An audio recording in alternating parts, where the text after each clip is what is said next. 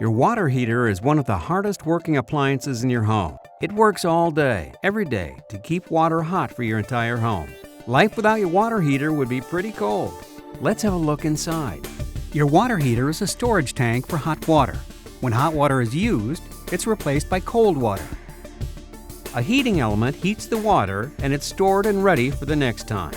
This continual flow of water and the continual heating and reheating takes a toll.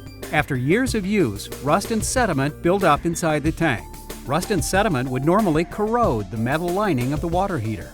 However, your water heater has a built-in safety device called an anode rod, sometimes called a sacrificial anode rod. It corrodes, protecting the metal lining of your water heater. But eventually the anode rod dissolves.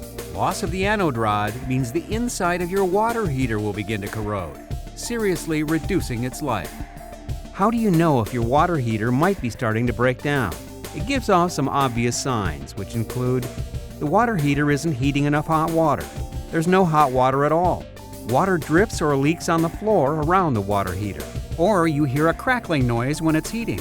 According to manufacturers, the average service life of a water heater is about 8 to 12 years. Annual flushing of your water heater can help reduce the effects of sediment and rust buildup and extend its life.